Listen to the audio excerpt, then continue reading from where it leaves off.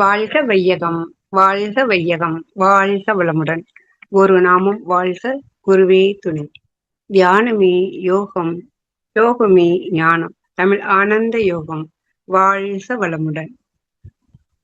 அன்னையாய் தந்தையாய் அனைத்துமாய் நம்மை வழிநடத்தும் அருள்நிறை ஆசான் அருட்தந்தை வேதாத்ரி மகரிஷி அவர்களை வணங்கி நம்மோடு சூக்குமமாக நிறைந்திருந்து நம்மை என்றென்றும் வழிநடத்த வேண்டி ஆழ்ந்த தவநிலையில் நல்லதொரு சிந்தனை. வேதாத்திரிய அருட்தொண்டர்கள் மெய் அன்பர்கள் அனைவருக்கும் இனிய மாலை வணக்கங்கள். என் சிந்தனையை உடல் நலத்தை சீரமைத்து உய்வித்த குருவே வாழ்க. ஞானாசிரியர் நன்மணி ஐயா அவர்கள் பார்வையில் வேதாத்திரிய தத்துவங்கள் பாகம் 3 இருந்து உன்னை அறிந்தால் உன்னை அறிந்தால் என்ற தலைப்பில் சிந்திக்க உள்ளோம். உன்னை அறிந்தால் வாழ்க்கையை பற்றி சிந்திப்பதற்கு ஒப்பாக கருதப்படுகிறோம். பேரண்டத்தை விட பெரியதாகவும் சிறிய அணுவை விட நுட்பமானதாகவும் கொண்ட இந்த தலைப்பில் நம் அறிவை விளக்காகவும் அனுபவங்களை தெரியாகவும் சிந்தனைகளை எண்ணெயாகவும் தெளிவு பெறுவதை சுடராகவும் கொண்டு தேடினால் இந்த தலைப்பில் பல்வேறு உண்மைகள் நமக்கு தெரியும். இந்த உலகத்தை பற்றிய பார்வை அனைவருக்கும் இருக்கிறது. ஒவ்வொருவரும் இந்த உலகத்தை ஒவ்வொரு விதமாக பார்க்கிறார்கள். நாம் மகிழ்ச்சியாக இருக்கும்போது செடியில் உள்ள மலர்களை பார்த்தால் சிரிப்பது போல் தெரியும்.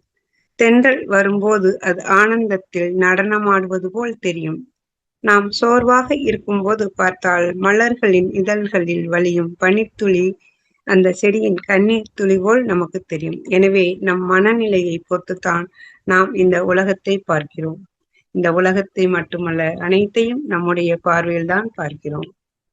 ஒரு மலர் தோட்டத்தில் இருக்கிறது என்றால் ஒரு ஞானி பார்க்கிற போது அதை யாரும் பறிக்காமல் செடியில் விட்டுவிட்டால் அதிக நேரம் சிரிக்குமே என நினைக்கிறார். அதை ஒரு உயிரியல் அறிஞர் பார்த்தால் எத்தனை அள்ளிவட்டம் இருக்கிறது என ஆராய்ந்து பார்க்கிறார். அதையே ஒரு தாவரவியல் அறிஞர் பார்த்தால் அதை எந்த மண்ணோடு நாம் இனவிருத்தி செய்தால் இன்னும் செழிப்பாக வளரும் என நினைக்கிறார். ஒரு வணிகர் அந்த மலரை பார்த்தால், ஆகா, இந்த மலர் எவ்வளவு அழகாக இருக்கிறது, அதை நாம் பறித்து விட்டால் அதிக பணம் கிடைக்கும் என நினைக்கிறார். நறுமண திரவம் உற்பத்தி செய்பவர் பார்த்தால், இந்த மலரில் அதிக மனம் வாசம் இருக்கிறதா, நறுமண திரவம் செய்ய பயன்படுத்தலாம் என நினைக்கிறார். ஆக மலர் ஒன்றுதான், அதை பார்க்கிறவர்களின் பார்வையை பொறுத்தது. அதை போல நாம் உலகத்தை பார்க்கிற பார்வை நம்மை பொறுத்து அமைகிறது. உங்களை பற்றிய பிறருடைய அபிப்பிராயங்கள் வெறும் காலி அபிப்பிராயங்கள், அலங்காரங்கள். ஆனால் உங்களை பற்றிய உங்கள் அபிப்பிராயங்கள் உங்கள் அஸ்திவாரங்கள் என்பதை நீங்கள் புரிந்து கொண்டால் வாழ்வில் வெற்றி நிச்சயம். ஒருவர் தன்னை பற்றிய தீர்க்கமான அறிவு தெளிவு சிந்தனைதான் நாம் எந்த நிலையில் இருக்கிறோம் என்பது பற்றிய ஒரு உள்ளுணர்வு தீர்மானம். அதை வகுத்து கொண்டு தன்னை தானே அறிதல். சுவாமி விவேகானந்தர் சொல்கிறார், ஒரு மனிதனை எது உருவாக்குகிறது என்றால் ஒரு மனிதன் தனியாக இருக்கும்போது என்ன சிந்திக்கிறானோ அதுதான் அவன் வாழ்க்கையை உருவாக்குகிறது என்கிறார். ஆத்மாவை அறிந்த சாக்ரட்டிஸ் காலம் முதல் இந்த காலம் வரை அவருடைய தாரக மந்திரம் உன்னையே நீ அறிவாய். ஒரே அறிவு கொள்கை, தன்னை அறிவாய். ஒரு மிகப்பெரிய மந்திரம் வேதங்களில் இருக்கிறது. அது என்னவென்றால், ஆத்மாவை அறிந்தவன் அகிலத்தை அறிகிறான். உன்னை நீ அறிந்தால் உலகை உணரலாம். பிரம்மத்தை அறிந்தவன் பிரபஞ்சத்தை அறிகிறான். உன்னை நீ அறிந்தால் உலகில் உள்ள அத்தனை கலைகளையும் நீ அறிவாய் என்கிறார். தன்னை அறிதல் என்பது மனித வாழ்வின் அடிப்படை விழிப்புணர்வு. மற்றவரை அறிந்து கொள்வதற்கும் உலகை புரிந்து கொள்வதற்கு முன் நம்மை நாமே அறிந்து கொள்வதுதான் உண்மையான அறிவின் தொடக்கம். இப்போ உள்ள வாழ்க்கையில் நிறைய பேருக்கு சர்க்கரை நோய் அதிகம் உள்ளது. இருந்தும் சர்க்கரையை சாப்பிட்டு விட்டு ஐயோ எனக்கு சர்க்கரை நோய் கூடிவிட்டதே என்று மிக வருத்தப்படுகிறார்கள். இது தவறு. நமது வாழ்க்கையை பாதிக்கும் விஷயங்களில் அலட்சியமாக இருக்கக்கூடாது. எது உதவும் எது உதவாது, தேவைகளில் இருந்து ஆசைகள் வித்தியாசமானவை.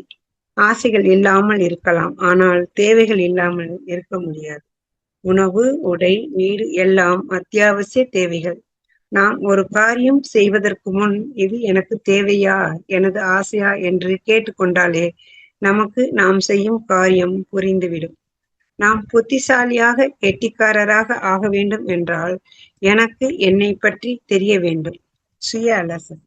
சுய அலசல் என்றால் நம் பலம் என்ன, பலவீனம் என்ன, என் கனவு என்ன, உயர்ந்த கொள்கைகள், எது நம்மை மகிழ்ச்சியாக்குகிறது, எது நம்மை சோர்வடைய செய்கிறது, எதில் ஆர்வமுள்ளது என்பதை கவனிக்க கவனிக்க நம்மை நாம் அறிந்து கொள்ள தொடங்குகிறோம்.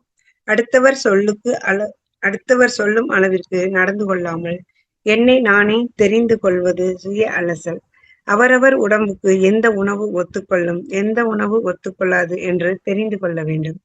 இன்று காலை முதல் இரவு உறங்கப் போகும் வரை நாம் என்னென்ன செய்தோம், அடுத்தவர்களுக்கு நம்மால் முடிந்த உதவி செய்தோமா? சந்தோஷம். சாலையை கடக்க ஒரு பார்வையற்றோருக்கு உதவி செய்தோமா? எனக்கு மகிழ்ச்சி. வீட்டில் யாரிடமும் கோபப்பட்டோமா? நம் மனதிற்கு தெரியும் எதை எல்லாம் செய்யும் போது மனம் வருந்துகிறது, எதை செய்யும் போது பெஸ்ட் என்று நம்மை மகிழ்ச்சியடைய செய்கிறது என்று. இரவு படுக்கும் முன் கோபப்பட்டவர்களிடம் மன்னிப்பு கேட்டு நாளை முதல் தேவையில்லாமல் கோபப்படக்கூடாது என சங்கல்பம் செய்து கொண்டு எதெல்லாம் நம்மை திருப்திப்படுத்தியதோ அதெல்லாம் பிளஸஸ். நமக்கு நாம் தான் ஜட்ஜ். ஒருவர் நல்லவர், ஒருவர் கெட்டவர் என்று எப்படி தெரிந்து கொள்ள முடியும்? ஒருவரை பார்த்து பழகி அவருடைய கருத்துக்களை தெரிந்து கொள்ளாமல் நாம் எப்படி சொல்ல முடியும்? ஆக ஆழமாக கவனித்து விழிப்புணர்வோடு இருக்க வேண்டும். ஒரு வேதத்தில் சொல்லி உள்ளார்கள், ஒரு மழைத்துளி சூடான கல்லில் விழும்போது ஒரு செகண்டில் ஆவியாக போய்விடுகிறது. அதே மழைத்துளி ஒரு தாமரை இலையில் விழும்போது அதில் பட்டும் படாமலும் இருந்து கொண்டு காற்றடிக்கும் திசையில் ஆடிக்கொண்டு உருண்டு கீழே விழுந்துவிடும். அதே மழைத்துளி ஒரு திறந்திருக்கும் சிப்புக்குள் போய் விழுந்தால் முத்தாகிறது. ஆக சொல் ஒன்றுதான், அதை யார் எப்படி எடுத்துக்கொள்கிறோம் என்பதுதான் முக்கியம். நாம் முத்தை உற்பத்தி செய்யும் சிற்பியாக இருக்கப் போகிறோமா, அல்லது பாறாங்கல்லாக இருந்து தண்ணீரை எதற்கும் பிரயோசனம் இல்லாமல் ஆவியாக்கிவிடப் போகிறோமா? இந்த கவனிப்பு தன்மை ரொம்ப பங்களிப்பு செய்கிறது. தற்சோதனை வரிசையிலே நான் யார் என்ற உச்சகட்டமான தலைப்பினை சிந்திக்கலாம். எதற்கு இந்த தலைப்பு என்ற வரிசையில் சிந்தனை செய்து பார்த்தால், நாம் எண்ணம் ஆராய்தல், ஆசை சீரமைத்தல், சினம் தவிர்த்தல், கவலை ஒழித்தல் என்ற பயிற்சிகளை எவ்வாறு மேற்கொள்வது என்று சிந்தனை செய்துள்ளோம். இப்போ அந்த எண்ணத்தை ஆராய்வது யார் என்றால் நான் தான் ஆராய்கிறேன் என்று சொல்கிறோம். ஆசைப்படுவது யார்? நான். அந்த ஆசையை சீரமைப்பதும் நான் தான். அதேபோல் சினப்படுவதும் கவலை கொள்வதும் நான் தான். சினத்தை தவிர்த்து கவலையை ஒழிக்க முயற்சியும் செய்கிறேன். எல்லாவற்றையும் சீரமைப்பதும் நான் தான். இப்படி ஒவ்வொன்றையும் செய்து கொண்டிருப்பது யார்? நான். இப்போ அந்த உண்மையான நான் என்பதை அறிந்து கொள்ளும் போது இந்த பயிற்சிகளை எல்லாம் முயற்சி செய்து அதில் அடையக்கூடிய பலனை விட ஒரு சின்ன மெல்லிய புரிதலோடு வெற்றி காண முடியும். அதற்கு தான் இந்த தத்துவம். இந்த நான் யார் என்ற ஒரு தத்துவத்தை மகரிஷி அவர்கள் கொடுத்துள்ளார்கள். இந்த நான் யார் என்ற கேள்வியை இந்த சமுதாயத்தில் அதிகமாக கேட்க சொன்னவர் பகவான் ரமண மகரிஷி அவர்கள். யார் அவரிடம் போய் தத்துவத்திற்கு விளக்கம் கேட்டாலும் முதலில் நீ யார் என்று அறிந்து கொண்டு வா, பிறகு பதில் சொல்கிறேன் என்று அனுப்பிவிடுவார். ரமண மகர்ஷி அவர்களிடம் நிறைய கேள்விகள் கேட்டு அவரிடம் விளக்கம் பெற வேண்டும் என்று வந்தவர் பால் பிரிண்டர். ரமண மகர்ஷி அவர்களை பற்றி ஆய்வு செய்து ஆய்வு கட்டுரையாக வெளியிட வேண்டும் என்ற நோக்கத்தில் வந்தவர். அவர் பகவான் ரமண மகர்ஷி அவர்களிடம் பேசுகிறார். எப்பொழுதும் போல் அவரிடம் உண்மையான நீ யார் என்பதை அறிந்து வா என்கிறார். அவரை ஆராய்ச்சி செய்ய வந்த அவர் என்ன எழுதுகிறார் என்றால், நான் முதல் சந்திப்பிலேயே என்னை இழந்து விட்டேன் என்று ஆராய்ச்சி கட்டுரையை முடித்து விடுகிறார். அப்படிப்பட்ட நிலைக்கு நம்மை கொண்டு போகக்கூடிய இந்த மகத்தான தத்துவம் தான் இந்த நான் யார் தத்துவம். ரமண மகர்ஷி அவர்களின் இருப்பிடம் விருப்பாக்ஷா என்ற குகையில் வாழ்ந்தார். திரு சிவப்பிரகாசம் பிள்ளை என்ற அன்பர் ரமண மகர்ஷியின் அருகில் அணுகி, இப்படி நீங்கள் அமைதியாக இருந்தால் நாங்கள் எப்படி கடை தேர்வது என்கிறார். கொஞ்சம் வழிகாட்டுங்கள் என்றார்களாம். அதற்கு பகவான் பதில் எழுதி கொடுத்துள்ளார்களாம். எப்பொருளை, எச்செயலை, எக்குணத்தை என்ற பாடலை எழுதி கொடுத்துள்ளார்கள். புத்தர் வாழ்விலும் சுவராஜ்யமானது நடந்துள்ளது. ஆனந்தா புத்தரிடம் கேட்கிறார், நீங்கள் தூங்குவது போல் கண்கள் மூடி உள்ளது, உங்கள் முகம் மட்டும் ஆனந்தமாக இருக்கிறதே, தூங்க மாட்டீர்களா என வினவினார். அதற்கு புத்தர், ஆழ்ந்த தூக்கத்திலும் விழிப்பு நிலையோடு இருக்கும்போது நமது சுவாசமான இருப்பின் சுகத்தை உணர்வோம். அதுதான் ஆனந்தமாக முகத்தில் வெளிப்படுகிறது என்று கூறுகிறார். மனமற்ற நித்திரையில் தினம் அனுபவிக்கும் சுபாவமான சுகத்தை அடைய தன்னை தான் அறிதல் வேண்டும். நாம் ஒவ்வொருவரும் முடிவில்லாத நிலையான ஆனந்தத்தை தான் தேடுகிறோம். அது நமக்குள்ளாகத்தான் இருக்கிறது. அது நமது ஆத்மஸ்வரூபம்தான் என்று ரமண மகரிஷி கூறுகிறார்கள். இந்த உடம்பையும் மனசையும் இயக்கி எல்லாவற்றையும் உணர்ந்து கொண்டிருக்கின்ற அறிவு தனித்து இருக்கும் அறிவே நான். அந்த தனித்திருக்கின்ற அறிவின் சொரூபம் என்னவென்றால், அறிவின் சொரூபம் சச்சிதானந்தம். சத் என்றால் இருப்பு, நிலையானது, உண்மை. இப்படி நாம நிறைய விதத்தில் புரிந்து கொள்ளலாம். அந்த இருப்பின் தன்மையான பேரின்பத்தை நமக்குள் உணர்ந்தவர்கள்தான் மகான்கள். இருப்பின் சுகத்தை, ஆனந்தத்தை உணர்ந்துகிட்டே இருப்பதால் தான் மகான்கள் எல்லோரும் பேரின்ப நிலையில் இருக்கிறார்கள். அதே ஆனந்தம்தான் நமக்குள்ளேயும் இருப்பாக இருக்கிறது. ஆனா ஏன் நாம அந்த பேரின்பத்தை உணர முடியலைன்னா, நமக்குள் கான்சியஸ் லெவல் பத்தவில்லை.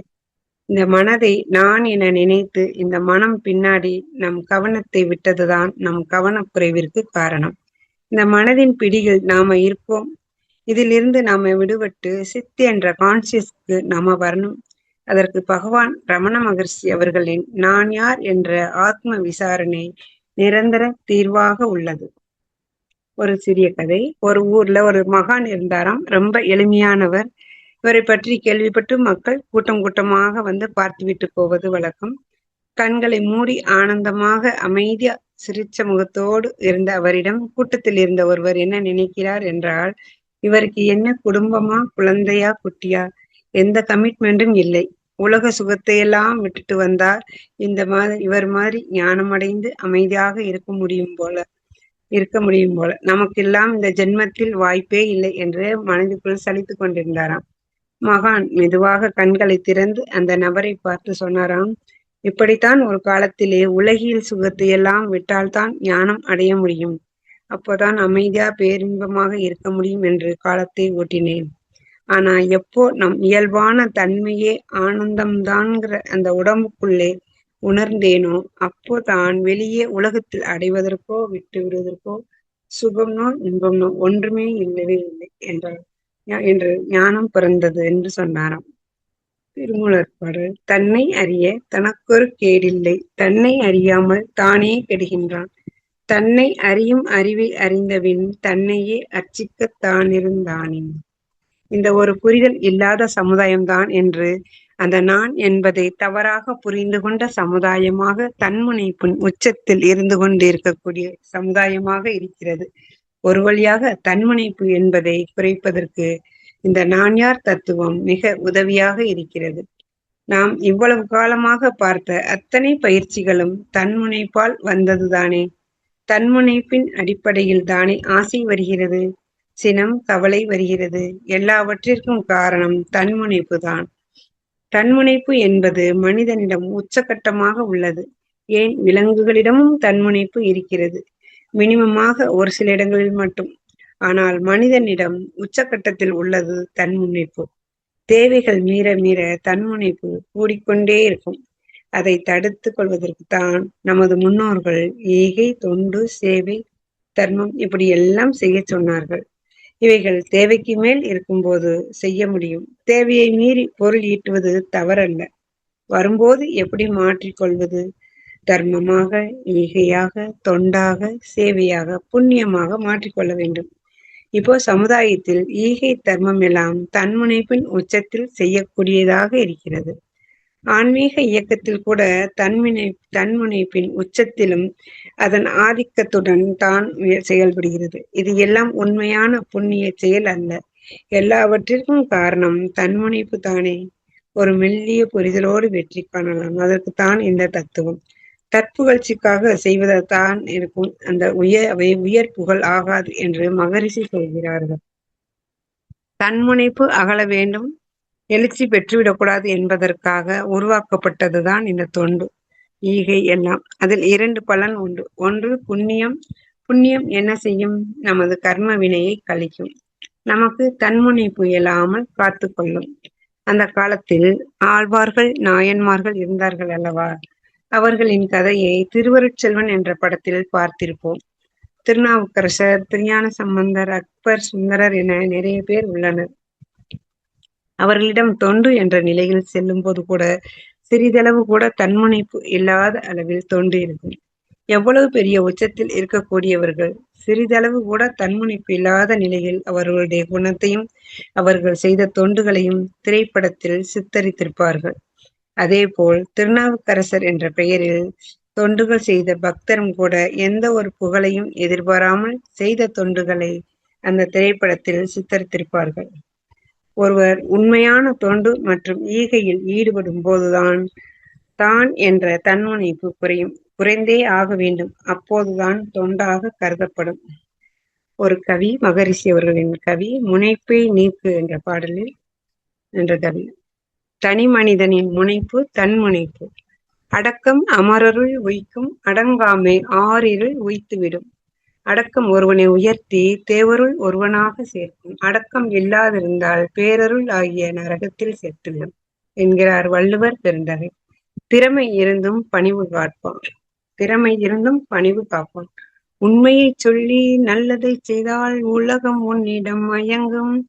நிலை உயரும் போது பணிவு கொண்டால் உயிர்கள் உன்னை வணங்கும். இது இறை உணர்வு பெற்றால் மட்டுமே சாத்தியமாகும். உண்மை என்பது அன்பாகும், பெரு பணிவு என்பது பண்பாகும். உண்மை என்பது இறைநிலையை குறிக்கும் சொல். உண்மை என்பது அன்பு. அன்பு என்ற இறைநிலையை உணர்கிற போதுதான் பணிவு என்கிற பண்பு வெளிப்படும். அந்த பணிவு அமரருள் உய்க்கும். எனவே தன்முனைப்பு நீங்க ஒரு குரு அடைந்து இறைவனை அறிந்தால்தான் அடக்கம் அமரருள் உய்க்கும். இறைநிலை எல்லோருக்கும் உள்ளது. அதை ஏன் புரிந்து கொள்ளவில்லை என்றால் அது நமக்குள் இருந்தாலும் கூட அதை அடையாளம் காண்பது மிக கடினம். அதாவது ஆசை குணம் அடங்காமல் ஆன்மீகம் விளங்காது. இந்த தன்முனைப்பை நீக்க வேண்டும் என்றால் இறைநிலையை உணர்ந்தால் மட்டுமே சாத்தியம். அப்போ இறைவனை அறியக்கூடிய வழி என்ன என்றால் ஏற்கனவே அறிந்து தெளிந்த ஒரு மகான் மூலமாகத்தான் இந்த மார்க்கத்தில் நாம் கால் எடுத்து வைக்க முடியும். இதை பகவத்கீதையில் அற்புதமான கருத்தை சொல்கிறார் வியாசர் பகவான். அர்ச்சுனன் கேட்கிறான், இந்த உலக விவகாரங்கள் எல்லாம் இருக்கே, இது நிலையான வாழ்க்கையே இல்லை. உன்னையே அறிந்து உன்னிலே அடங்கி நான் நிறைவாக வாழ வேண்டும் கிருஷ்ணா, அதற்கு ஒரு வழி சொல் என்கிறார். அப்போ கிருஷ்ண பரமாத்மா சொல்வதாக வியாசர் சொல்கிறார், அர்ச்சனா, பரமாத்மாவாகிய என்னை நீ அறிய வேண்டும் என்றால் முதலில் உனக்குள் உள்ள ஜீவாத்மாவை நீ அறிய வேண்டும். உனக்குள் உள்ள ஜீவாத்மாவை அறியாமல் பரமாத்மாவாக உள்ள என்னை நீ அறிய முடியாது.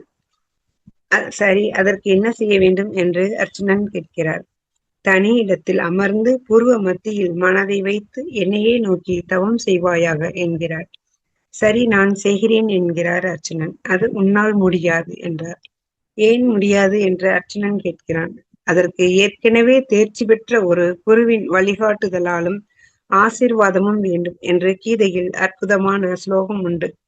அப்போ இறைவனை அறிவதோ அடைவதோ சுயம்பு அல்ல, தன் முயற்சியால் மட்டும் அடையக்கூடியதும் அல்ல.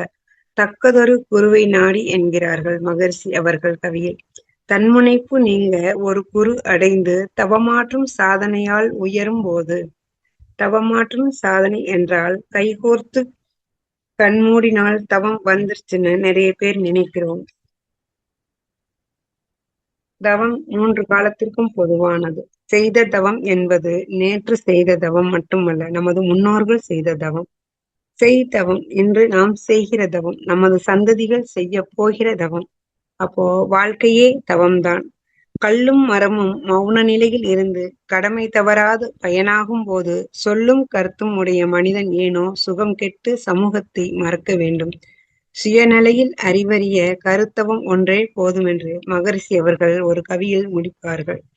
கல்லும் மரமும் தவத்தில் வாழ்கிறது. மனிதன் மட்டும் தவநிலையை அலட்சியப்படுத்திவிட்டு உணர்ச்சி நிலையில் வாழ்கிறான். தவம் என்பது என்னவென்றால் ஒன்றையும் நினையாது தன்னையும் மறவாத நிலை. இதுதான் தவத்தின் இலக்கணம். பூர்வ புண்ணியம் இருந்திருந்தால் தவத்தில் சாதிக்கலாம். தீட்சை பெற்ற எல்லோருமே ஞானி ஆவதற்கு சாத்தியமில்லை. நம் அனுபவத்தில் பார்க்கிறோம். தவமாற்றும் சாதனையால் உயரும் போது நன்முனைப்பாம் அருட்தொண்டால் பயன் காண்போர்கள். அப்படி உயர்ந்த ஒரு குரு மகரிஷி அவர்களிடம் பல அன்பர்களின் அனுபவங்களை பார்த்தோம் என்றால், மகரிஷி அவர்களின் அருட்பார்வை எத்தனையோ மாற்றங்களை சந்தித்திருப்பதை அனுபவத்தில் கண்டுள்ளார்கள். குரு அவர்கள் வாய் திறந்து சொல்லாமலே பார்த்த பார்வையிலேயே களங்கங்கள் மறைந்து புத்துணர்வு பிறக்கும் என்கிறார்கள். மகரிஷி பார்வை யார் மீது படுகிறதோ அதில் 1000 அர்த்தம் இருக்குமாம். நன்மை பெற்றவர்கள் அனைவரும் மகிழ்ச்சி அடைவார்கள். பொருள் பற்று புலன்பற்று இருந்தால் ஞானத்திற்கு அடையாளம் அல்ல. உன் உடம்பை வெறுக்காமல் ஆன்மீகம் உணர முடியாது. பொருள் புகழ் செல்வாக்கு இதில் பெருமைப்பட்டு கொண்டு இருந்தால் ஒன்றும் சேராது. நன்முனைப்பாம் அருட்தொண்டால் பயன் காண்பவர்கள் நாதலுக்க பெருமையோடு போற்றுவார்கள். உன் முனைப்பு நிலவு ஒளி ரவியால் போல உயர் குருவின் ஒளியென்றே உணர்ந்தடங்கு. என் ஒளியே சிறந்ததினி ரவி ஒளி ஏன் எனக்கு என்று நிலவு என்ன இருளே மிஞ்சும். நிலாவின் வெளிச்சம் அதன் ஒளியா அதனின் ஆற்றலா என்றால் இல்லை. சூரியனின் கதிர்கள் வீசுகின்ற போது அந்த நிலவின் காந்த தன்மாற்றம் அடைகிறது, வெளிச்சத்தை தருகிறது. சூரியனின் அலைகளை அது பிரதிபலிக்கிறது. இந்த உண்மையை மறந்துவிட்டு நான் முழு நிலவாக மாறிவிட்டேன், இனி சூரியன் தேவையில்லை, நானே சூரியன் மாதிரி பிரகாசமாக இருக்கிறேன் என்று நிலவு நினைத்தால் அமாவாசை அன்று ஒன்றும் இருக்காது. அதே போல நானும் குரு போல நான் பக்குவமாகிவிட்டேன், குரு தேவையில்லை என்று நினைத்தால் அவர் கீழே விழுந்து விடுவார். எனவே உயர் குருவின் ஒளி என்றே உணர்ந்தடங்கு. என் ஒளியே சிறந்ததினி ரவி ஒளி ஏன் எனக்கு என்று நிலவு என்ன இருளே மிஞ்சும். அதுபோல சீடன் நினைத்தால் அவமானமே மிஞ்சும். குருவுக்கும் சீடருக்கும் 3 பண்புகள் உள்ளது.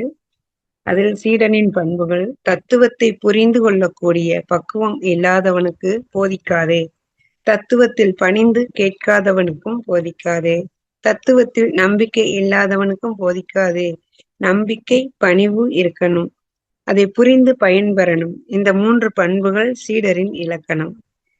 மகரிஷி சொல்கிறார்கள், குரு பண்புகள்: அறிவில் அறிவாய் நிலைத்தோர், அறம் வகுத்தோர், அதை வாழ்ந்து காட்டினோர், இறைவனை உணர்தல், இறை நீதி வகுத்தல், வகுத்த வழியில் வாழ்ந்து காட்டினோர். இந்த 3ம் குரு அவர்களின் 3 பண்புகள். நமக்கு மகரிஷி அவர்களை போல் குரு கிடைத்ததற்கு நாம் செய்த மிகப்பெரிய கர்மாவின் பலன். நன்கு தொண்டு செய்து கொண்டிருக்கும் ஒருவருக்கு தன்முனைப்பு வந்துவிட்டால் அது பரமபதம் விளையாட்டில் உச்சியில் இருக்கும் பெரிய பாம்பு ஒன்று ஆரம்ப நிலைக்கு கொண்டு வருவது போல ஒரு நிலையை கொடுத்துவிடும். சிவானந்தர் கூறும்பொழுது, தொண்டுகள் செய்வதில் உச்சத்திற்கு சென்றாலும் எந்த ஒரு தன்முனைப்பும் இல்லாத ஒருவர் தான் ஆன்மீகத்தின் உச்சத்தை அடைய முடியும் என்று கூறுகிறார். தன்னை உணர்ந்து கொண்டவருக்கு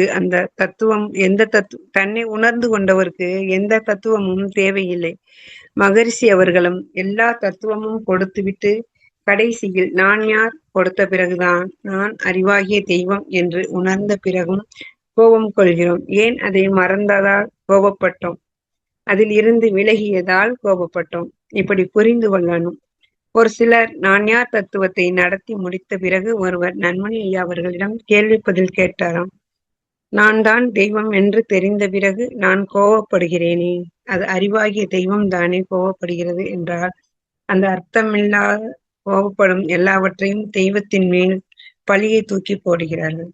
தெய்வம்தான் கோபப்படுது, தெய்வம்தான் கோபப்படுகிறது, தெய்வம்தான் ஆசைப்படுது, இதை நிறைவேற்றணும் இல்லையா? இப்படி தெய்வமாகிய நான் அறிவாகிய தெய்வம் என்று உணர்ந்த நிலையில், அது உணராத நிலையில் ஏற்படும் போது நான் யார் தத்துவத்தை தெரிந்து கொள்வதற்கும் உணர்ந்து கொள்வதற்கும் வித்தியாசம் உள்ளதா என்றால், நான் யார் தத்துவத்தை தெரிந்து கொண்டால் தன்முனைப்பு கூடும், உணர்ந்து கொண்டவர்களுக்கு தன்முனைப்பு குறையும். அப்போ மகரிஷி அவர்களின் தத்துவங்கள் அனைத்தும் தன்முனைப்பை உயர்த்துவதற்கு அல்ல, அதிலிருந்து விடுதலை பெறத்தான் தத்துவமே தவிர, இந்த தத்துவமே தன்முனைப்பாக பல இடங்களில் மாறி நிற்பதால் தான் பிரச்சனை. ஒருவர் பெற்ற அனுபவம் என்பது அந்த சூழல் வரும்போது அந்த இடத்திலேயே அவரை காப்பாற்றிக் கொள்வதற்காக அவருக்கு உதவுகிறது. இதுவே அவருடைய அனுபவ ஞானம். நீ உண்மையான தொண்டு ஈகை சேவை செய்யும் பொழுது, இரண்டொழுக்க பண்பாட்டை கடைபிடித்து வாழும் பொழுது உயர் புகழ் தேடி வந்து சேரும். அறவாழ்வை அறவாழ்க்கையில் வாழ்ந்து பெறக்கூடியது மட்டுமே உயர் புகழாகும். நான் யார் தத்துவத்தை உணர்ந்து கொண்ட ஒருவருக்கு உயர் புகழ் தேடி வரும். நான் யார் தத்துவம் எல்லா தத்துவங்களுக்கும் மேலான உச்சகட்டமான ஒரு பொருளை கொடுக்கக்கூடிய ஒன்றாகும். திருவருட்செல்வன் என்ற படத்தில்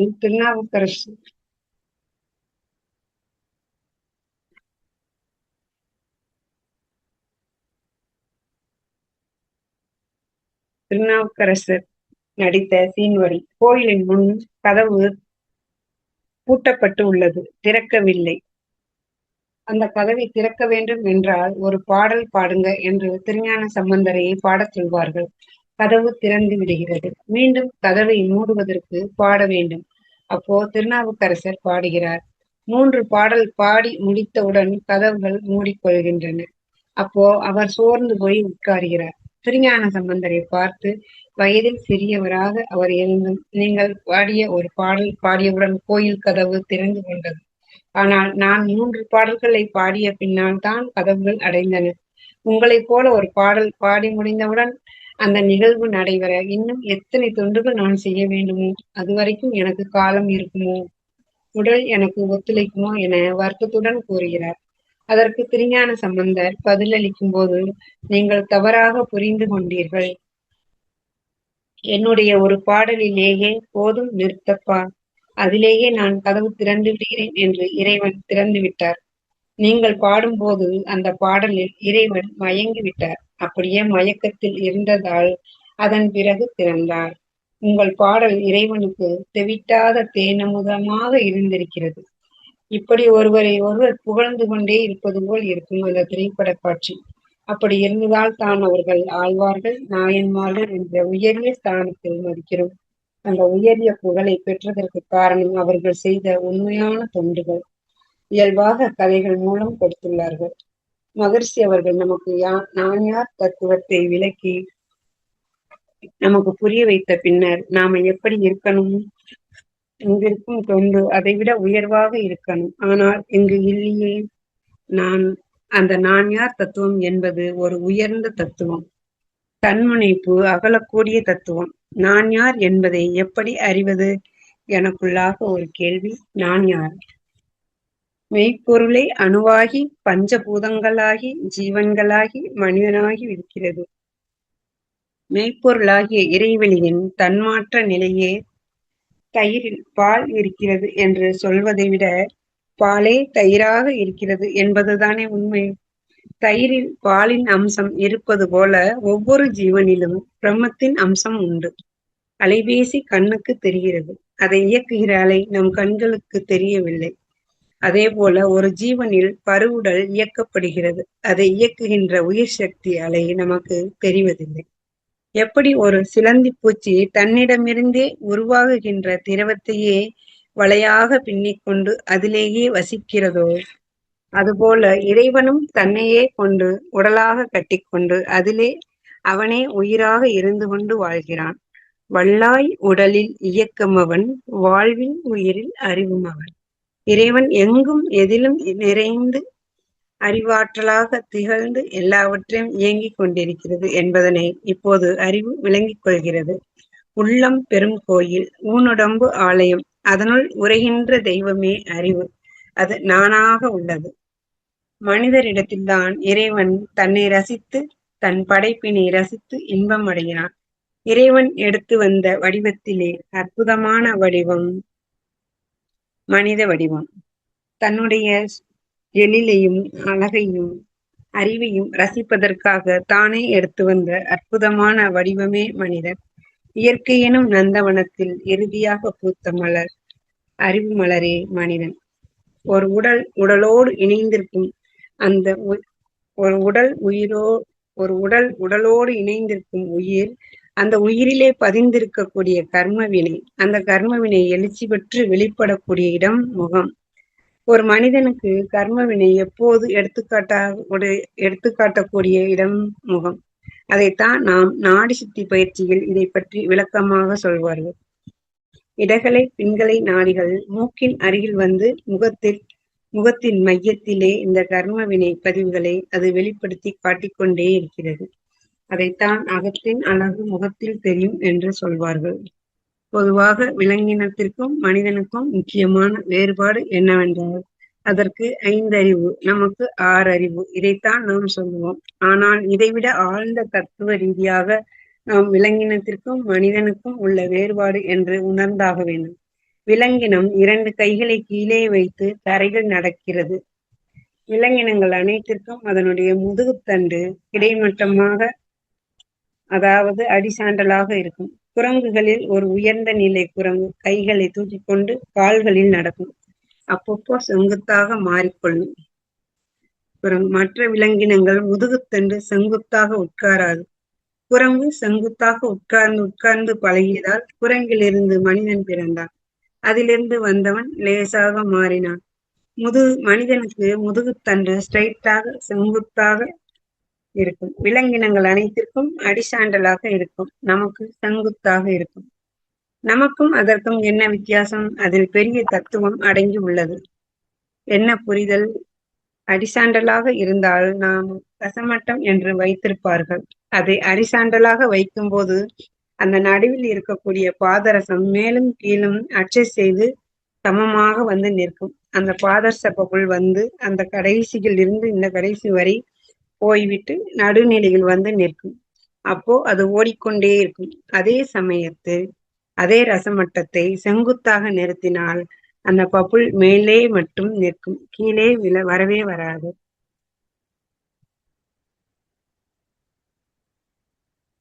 நடுவில் கூட வராது, மேலேயே நிற்கும், அது நகலாது. அதே போல் மனிதனுக்கும் இதுக்கும் அடிசாண்டலாக உள்ளதால்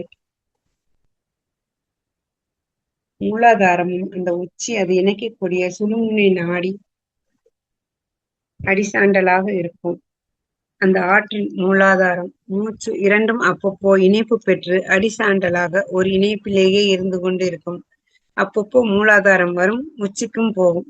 அங்கே அந்த ஆற்றல் சமநிலையாக இருக்கும்.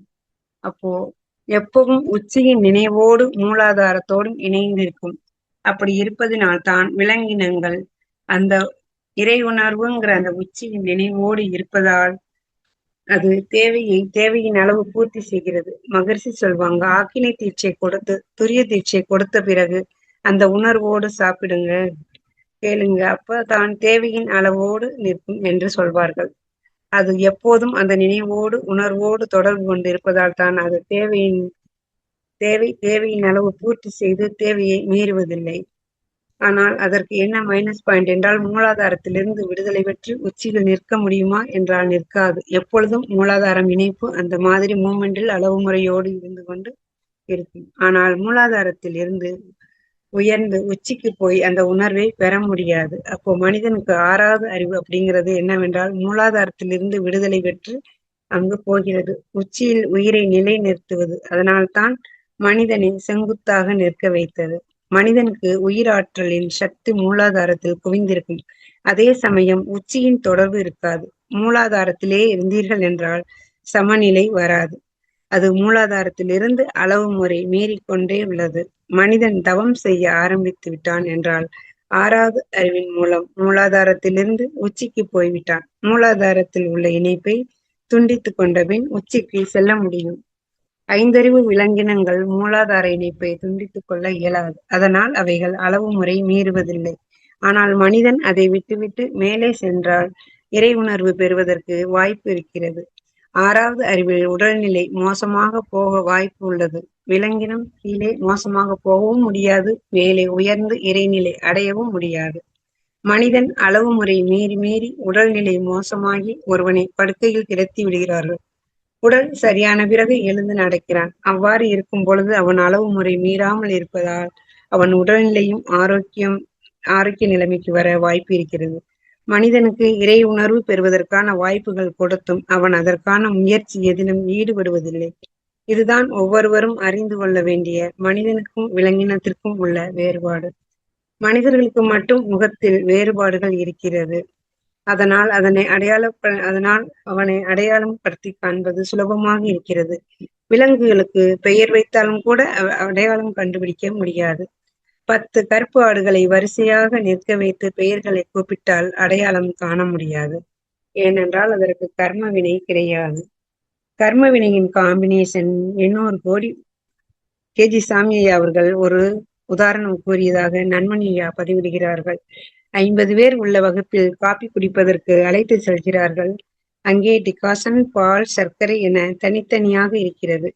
அனைவரையும் அவர்கள் விருப்பத்திற்கு கலந்து கொள்ளச் சொல்கிறார்கள்.